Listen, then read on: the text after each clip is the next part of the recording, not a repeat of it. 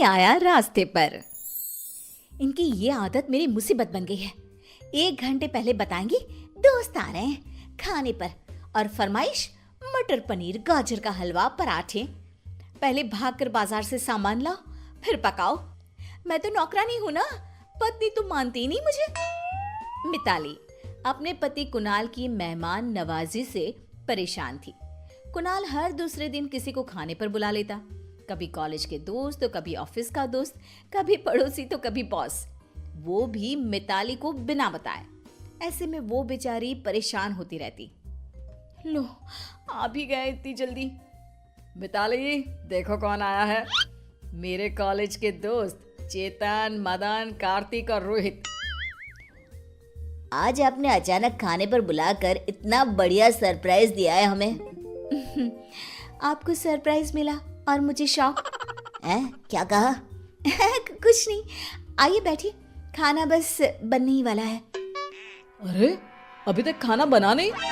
जी, घर में ना पनीर था, ना मटर, ना हलवे की गाजर, और आपने तो यही बनाने का ऑर्डर दे दिया था। बाजार गई, लेकर आई और उसमें देर हो गई। अरे कोई बात नहीं भाभी, आप खाना बनाना, तब तक हम दोस्त जरा गप्पे लड़ाते हैं। बेचारी मिताली, इतने कम टाइम में उसने इतना सारा खाना बनाया, लेकिन कुणाल उसकी तारीफ करने के बजाय कमियां निकालने में भी पीछे नहीं हटता। आज दोस्तों से मिलकर मजा आ गया, लेकिन तुम्हारे मटर पनीर ने मजा खराब कर दिया। क्या मतलब? मतलब ये कि मटर कच्चे रह गए थे और पनीर ग्रेवी से अलग तैर रहा था। अरे कैसा खाना बनाया तुमने? एक तो मैंने इतने कम टाइम में इतना खाना बनाया, मेरी तारीफ करना तो दूर, उल्टा मुझे सुना रहे हो। सुना नहीं रहा हूँ, समझा रहा हूँ। अगली बार खाना ठीक से पकाना। पक तो मैं गई हूँ पूरी तरह। अगली बार तुम किसी को बुलाओ तो जरा जल्दी बता देना। अरे जब प्लान ही अचानक बना तो पहले कैसे बताता? और समाज में रहना है तो लोगों से रिश्ते बना कर रखने पड़ते हैं। तुम जरा बाहर निकलो, दुनिया देखो तो समझ में आए ना। मिताली रात में अपने पति कुणाल से परेशान रहती तो सुबह अपनी नौकरानी कमला से। देखो मैम साहब, पैसे 2 लोगों के देते हो और बर्तन 6 लोगों के धुलवाते हो। या तो मेरे पैसे बढ़ाओ या फिर कोई नई बाई ढूंढ लो। अरे कमला, मेहमान आए थे। मैं 5 घरों का काम करती हूँ, इतने मेहमान सबके मिलकर भी नहीं आते जितने आपके अकेले के यहाँ आते हैं। मैं तो खुद परेशान हूँ कमला, ये समझती ही नहीं है। इतने लोगों का खाना बना बना के मैं खुद थक गई हूँ। अरे तो साहब को मना कर दिया करो ना मेहमान बुलाने से। अरे उनके दोस्तों को घर बुलाने से कैसे मना करूँ? जैसे मैं कर रही हूँ। आज आखिरी बार इतने बर्तन धो रही हूँ, अगली बार खुद धो लेना। इस कमला की बात तो सही है। आज शाम को कहीं बाहर खाना खाने जाएंगे और वहां इन्हें शांति से समझाऊंगी। मिताली कुणाल के घर आने का इंतजार करने लगी, लेकिन कुणाल के घर आने से पहले ही उसका फोन मिताली के पास आ गया। हेलो, आप कहाँ रह गए? ऑफिस से निकले नहीं है क्या अब तक? यही बताने के लिए तो फोन किया है। ऑफिस से निकलने वाला था, तभी पता चला कि बॉस की वाइफ बाहर गई हुई है। अब वो कहाँ बाहर खाना खाने जाते हैं। तो मैंने उन्हें डिनर पर इनवाइट कर लिया है। प्रमोशन के लिए बॉस को इम्प्रेस करने का अच्छा मौका है। तुम ना कुछ स्पेशल बनाना, ठीक है? सवाल कुणाल की जॉब का था तो मिताली मना भी नहीं कर पाई और बेमन से लग गई काम पर। अरे एक चपाती और लीजिए ना बॉस। और बॉस बॉस कितना खिलाओगे भाई? अभी तो शुरू हुआ है। मिताली जरा गुलाब जामुन तो लाना। ये लीजिए। मिताली खाना बहुत टेस्टी बना है। कहाँ सर, आज गुलाब जामुन सॉफ्ट नहीं हुए। इतनी जल्दी में बना लिया, वही बड़ी बात है कुणाल। थैंक यू सर, कम से कम आप तो समझे, जरा इन्हें भी समझाइए ना। अरे ठीक है, जाओ बॉस के लिए सब्जी लेकर आओ। कुणाल को मिताली का बीच में बोलना अच्छा नहीं लगा। बॉस के जाते ही उसने मिताली को डांटना शुरू कर दिया। मिताली, क्या जरूरत थी बॉस के सामने मेरी बुराई करने की? शुरू तो आप ही ने किया ना। आपको क्या जरूरत थी मेरे गुलाब जामुन की बुराई करने की? अब गुलाब जामुन कड़क थे तो थे, गलत क्या कहा मैंने? तो मैंने क्या गलत कहा? आप कहाँ समझते हो?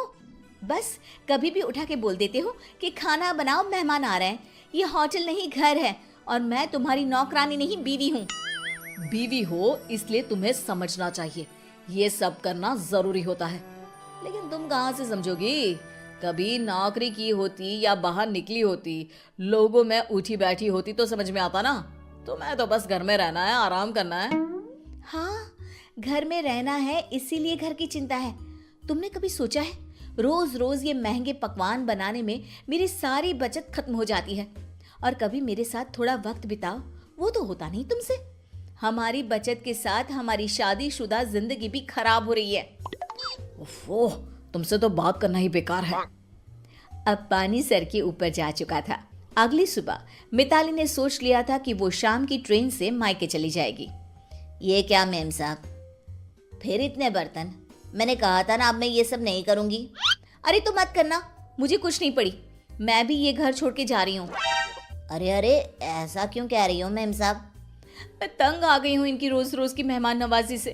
हर तरह से समझा कर देख लिया, समझना तो दूर, उल्टा मुझे सुनाते हैं कि मैं समझती नहीं हूँ, लोगों से मिलती जुलती नहीं हूँ।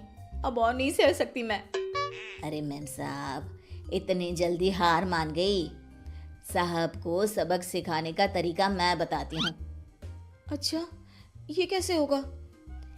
जैसी बीमारी वैसा इलाज। कान यहाँ लाइए। अरे कमला, ये आइडिया काम कर सकता है। मिताली ने कमला का प्लान आजमाने की ठान ली थी। अगले दिन अपनी आदत से मजबूर कुणाल ने फिर शाम को फोन लगाया। हेलो मिताली। अच्छा हुआ आपने कॉल किया, मैं आपको ही फोन लगाने वाली थी। दरअसल आज ना मैं कॉलोनी की मेरी दोस्त के साथ बाहर जा रही हूँ डिनर के लिए। आप अपना खाना देख लीजिएगा। अरे लेकिन मैंने तो अपने ऑफिस के दोस्तों को डिनर पर बुला लिया था। हाँ, लेकिन मैं तो घर से निकल ही रही हूँ। तुमने अचानक कैसे प्लान बना लिया? आप ही ने तो कहा था ना कि मुझे बाहर जाना चाहिए, समाज में उठना बैठना चाहिए, तो बना लिया प्लान। अच्छा रखती हूँ, हाँ, लेट हो रहा है। कुणाल को बुरा तो लगा, लेकिन मिताली को कुछ बोल नहीं पाया।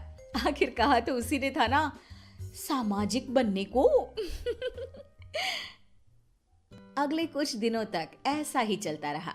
कभी मिताली अपनी सहेलियों के साथ बाहर चली जाती, तो कभी डिनर के वक्त घर पर किटी पार्टी रख लेती। सुनिए, आज मेरी सहेलियों को घर पर बुलाया है। आप ना आते वक्त पनीर, भिंडी, मटर, काजू बर्फी, रबड़ी और जूस की बोतल भी ले आना। लेकिन आज ऑफिस में बहुत काम था, मैं थक गया हूँ।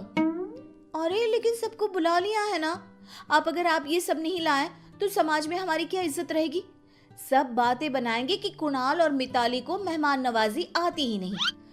अरे ठीक है, लाता हूँ। कुणाल अपने ही खुद एक खड्डे में गिर गया था। अब वो अपनी बीवी की मेहमान नवाजी से परेशान होने लगा था। मैं सोच रहा था रविवार कुछ अलग करते हैं, हमेशा क्या दोस्तों के साथ घूमना।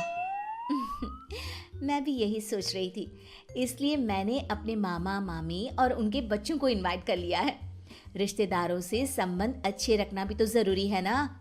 ये सुनकर कुणाल ने अपना आपा खो दिया। अरे कमाल करती हो तुम, मुझसे बिना पूछे तुमने कैसे बुला लिया? मैं थक गया हूँ तुम्हारी इस रोज रोज की मेहमान नवाजी से। मेरे लिए तो तुम्हारे पास वक्त ही नहीं है। कभी महिला मंडल तो कभी सोसाइटी की किटी पार्टी, कभी तुम्हारी बचपन की सहेली, और अब ये रिश्तेदार। तुम्हारा एक पति भी है, ये याद है तुमको? तुम्हें याद रहता था कि तुम्हारी एक पत्नी भी है, जब तुम रोज किसी न किसी को घर पर खाने पर ले आते थे या दोस्तों के साथ बाहर चले जाते थे? तुमने सोचा था मेरे बारे में कि मुझे कैसा लगता होगा? बस खाना ही बनाती रहूं मैं। जब खुद पर बीती तो कुणाल को मिताली की बातें समझ में आने लगी। वो चुप हो गया। मेहमान नवाजी हो या सामाजिक व्यवहार, अति हर चीज की बुरी होती है।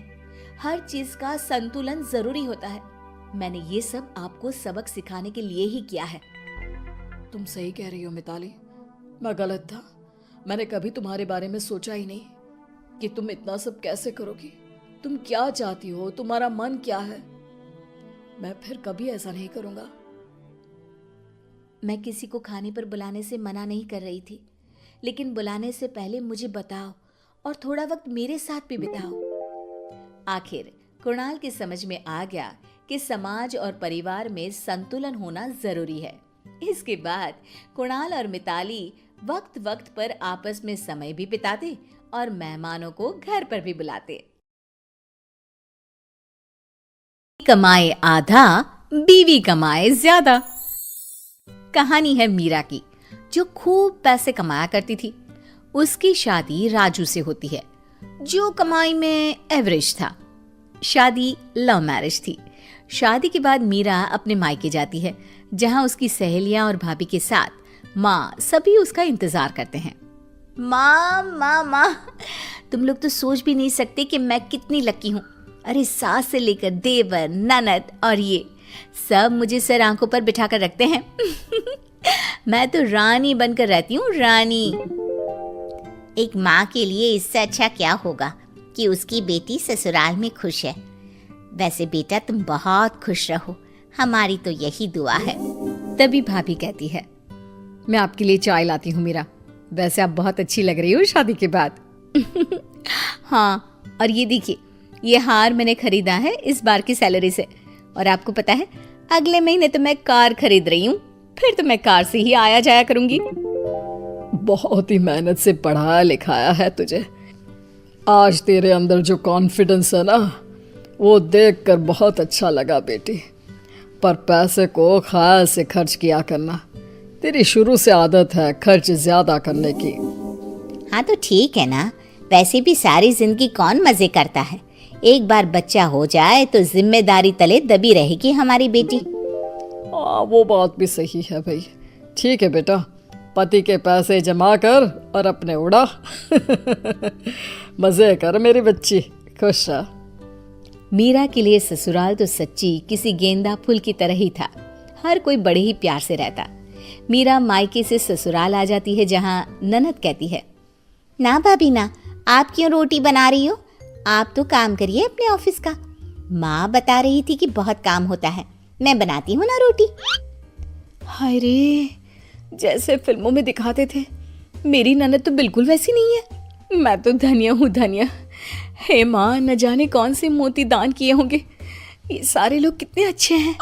मीरा ननद को रोटी बनाने दे देती है और खुद कमरे में बैठी होती है कि सास हाथ में दूध का ग्लास लेकर आ जाती है। बहू, ये दूध पी ले, थक जाती होगी ना काम कर करके, क्यों? बहू को लगता है साक्षात माँ दुर्गा हाथ में दूध का ग्लास लेकर आ गई है। तो सास को बहू धन की देवी लक्ष्मी से कम नहीं लगती। माँ जी, ये आप क्या कर रही हैं? क्यों मेरे सर पर पाप चढ़ा रही हैं? अरे मेरी जिम्मेदारी है ना कि मैं आपका ख्याल रखूं, तो आप मेरे लिए दूध ला रही है। ये ठीक नहीं लगता माँ जी। लेकिन सास, अरे जिसके दिमाग में कोई और ही खिचड़ी पक रही होती है, वो बहू से कहती है, देख बहू, वो जमाने गए और ना ही मैं वो पिछड़े जमाने की सास हूँ जो बहू और बेटे में फर्क करूं। मेरे लिए तो बहू नहीं, बेटी है, बेटी। बहू को तो समझ में ही नहीं आता कि ये क्या हो रहा है। अरे सास तो बहू के गले में चाकू लेकर बैठा करती है, लेकिन ये तो बहू के साथ ऐसे है जैसे कि बहू का कोई कर्जा लेकर बैठी हो। दिन ऐसे ही मीरा के लिए मजे के बीत रहे थे। सास क्या, देवर क्या, ननद, ससुर, हर कोई उसे ऐसे फील कराता जैसे वही है जो है नहीं। फिर आता है वो दिन। मेरा यार, मैं बहुत परेशान हूँ। तुम प्लीज़ कुछ देर के लिए मुझे अकेला छोड़ दो। नहीं नहीं, ऐसा मत बोलिए। आपने मुझे इतना अच्छा परिवार दिया है और मैं आपको अकेला छोड़ दूँ, ये तो मैं सोच भी नहीं सकती। पति समझ जाता है कि भाई निशाना सही लगा है। मीरा, मैं बहुत परेशान हूँ, कुछ देर अकेला छोड़ दो ना, ठीक हो जाऊंगा, प्लीज जाओ। लेकिन मीरा की भी जिद थी कि वो पति के साथ ही रहेगी। अरे जाओ ना यार, क्या है, क्यों परेशान कर रही हो बार बार साथ रहने की जिद करके। मीरा को भी गुस्सा आ जाता है। वैसे भी पूरा परिवार शादी के बाद से ही उसे इतना पैम्पर कर रहा था कि उसे तो अब तेज आवाज में बात सुनने की आदत ही नहीं रही थी। ठीक है, मैं परेशान नहीं करूंगी, जा रही हूँ, रहो अकेले। ये क्या, पति की तो सारी गेम ही खराब हो रही थी। अरे रुको रुको, मतलब इतना फोर्स कर रही हो तो बता देता हूँ। वो क्या है ना, मेरी नौकरी का कोई भरोसा नहीं है। सोच रहा हूँ बिजनेस कर लूँ। दूसरे लोगों की तरह ससुराल से पैसे लेना अच्छा नहीं लगता, क्या करूँ। मीरा जो पूरी इमोशनल होती है, अरे ससुराल से क्यों लेना, मैं हूं ना, करो ना बिजनेस जो भी करना चाहते हो। तभी ननद रोते हुए भाई के पास आती है। अरे बहन क्या हुआ? भाई, मुझे ना आरव से प्यार है, लेकिन उसे तो हाई फाई लड़कियां पसंद है। भाई मुझे पैसे चाहिए। मीरा के लिए ये सब कुछ नया था। अरे जिस लड़की के पिता ने या माता ने उसे कभी ये नहीं जाहिर होने दिया कि पैसे की क्या कीमत होती है, उसे पैसे के लिए रोते लोगों को देखकर अजीब ही लगता है। क्या है यार, पैसे के लिए क्या रोना, वो तो इतने हैं मेरे पास, ले लो। सच्ची भाभी? सच? तुम मुझे पैसा दोगी मेरे बिजनेस के लिए? अरे हाँ हाँ जरूर दूंगी, क्यों नहीं दूंगी, तुम सब मेरा इतना ख्याल जो रखते हो। तभी ननद भी बोल पड़ती है। और भाभी, मुझे भी पैसे देंगी आप? हाँ, तुम तो मेरे हाथ से बेलन छीन लेती थी रोटी बनाने के लिए, आज के जमाने में कौन करता है, मैं जरूर दूंगी तुम्हें पैसे। तभी वहां सास आ जाती है। अरे बहू, सोच रही हूँ कि ऊपर का पोर्शन बनवा लूं, पर पैसे नहीं है। कम से कम 2 पोर्शन का मकान होगा तो किराया आएगा, लेकिन क्या करूँ, पैसे नहीं है। माँ जी कैसी बात कर रही हैं, मेरे पास सोने के गहने हैं ना, उसे लोन में रखकर मकान बनवा लेते हैं। आप लोग मेरे लिए कितना सोचते हैं, आप तो मेरे लिए कमरे में चाय लेकर आती हैं। भाई कौन सास करती है आज के ज़माने में। सभी पर मीरा अपने पैसे लुटा देती है और पूरी तरह से खाली हो जाती है। मेरा मजा आ गया। अब तक दोस्तों से काम मांगता था, आज वो मुझसे काम मांग रहे हैं। लेकिन मैं क्या बताऊं, मेरी तो नौकरी ही छूट गई, मेरी कंपनी बंद हो गई है, अब मैं क्या करूं। हैं? क्या अगले महीने से पैसे नहीं आएंगे? क्यों भाभी, अगले महीने तो मुझे गोवा के लिए पैसे चाहिए थे। अरे यार, घर कैसे चलेगा? खैर, कर भी क्या सकती थी मीरा, जब तक नौकरी नहीं मिल जाती घर पर ही रहती है। मीरा, तूने तो पैसे देने ही बंद कर दिए हैं और मैंने मकान बनवाने का काम शुरू भी कर दिया। अब देख, आज ना एक लेबर नहीं आई है, तो क्यों ना तू उसकी जगह काम कर ले, पैसे भी बच जाएंगे। हाँ माँ, वो कर देगी, पहले बोलो मेरे लिए चाय नाश्ता बना दे। अरे मीरा क्या हुआ, नई नौकरी लगी कि नहीं? ऐसा तो नहीं चलेगा। मीरा को सबके बदले रवैये पर गुस्सा आ जाता है। वो अपनी माँ के घर जाकर सारी बात रो रो कर बताती है। बेटा, वही तेरे पापा और मैंने भी कहा था, पैसों की कद्र करो, क्योंकि कल को कोई रिश्ता भले खोटा निकल जाए, लेकिन पैसा तो चलेगा ही चलेगा। तभी मीरा के फोन पर नई नौकरी की कॉल भी आ जाती है और उसे उससे भी ज्यादा पैसों की नौकरी मिल जाती है। लेकिन इस बार मीरा को नौकरी के साथ अकल भी मिल जाती है कि अपने पैसों का हिसाब रखना जरूरी